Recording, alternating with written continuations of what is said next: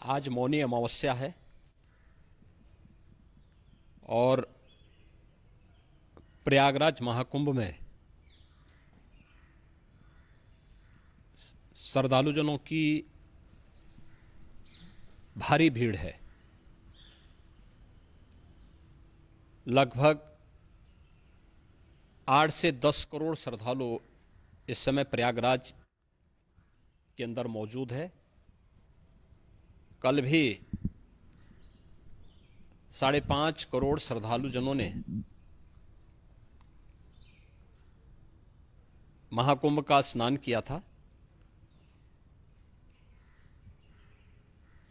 ये जो भारी दबाव श्रद्धालुजनों के कारण और श्रद्धालुओं के संगम नोच पर जाने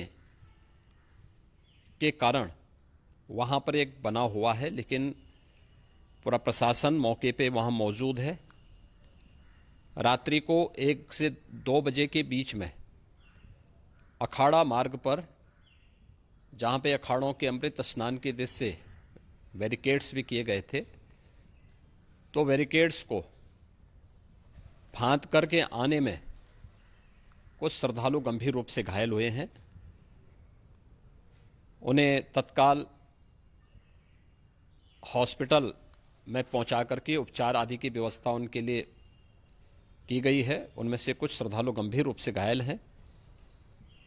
लगातार प्रशासन स्थानीय स्तर पर श्रद्धालुओं की सकुशल स्नान कराने के दृष्टि से रात्रि को कल सायंकाल 6:30-7 बजे से ही मौनी अमावस्या का मुहूर्त प्रारंभ होने के बाद से ही लगातार लगा हुआ है। प्रयागराज में महाकुंभ में श्रद्धालुजनों के सकुशल स्नान करने, अमृत स्नान के लिए देश भर से आए हुए श्रद्धालुजनों की व्यवस्था के लिए, उनके कुशल क्षेम के लिए आदरणीय प्रधानमंत्री जी का प्रातःकाल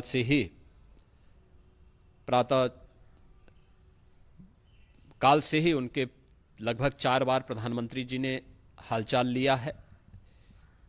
माननीय गृह मंत्री जी ने, माननीय राष्ट्रीय अध्यक्ष भारतीय जनता पार्टी श्री JP नड्डा जी ने,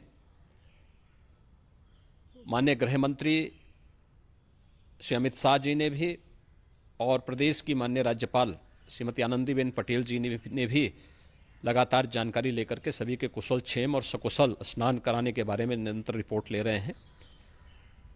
हम लोगों की प्रातःकाल से ही श्रद्धालुजन जो भी आए हैं वे स्नान कर सकें, इसके लिए यहाँ पे उच्च स्तरीय बैठक भी चल रही है, जिसमें मुख्य सचिव भी हैं, DGP हैं, प्रमुख सचिव गृह हैं, मुख्यमंत्री कार्यालय के अपर मुख्य सचिव के साथ ADG लॉ एंड ऑर्डर के साथ साथ अन्य वरिष्ठ अधिकारीगण मौजूद हैं।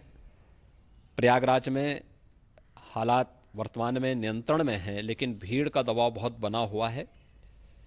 अखाड़ा परिषद से जुड़े हुए पदाधिकारियों के साथ मैंने स्वयं भी बातचीत की है।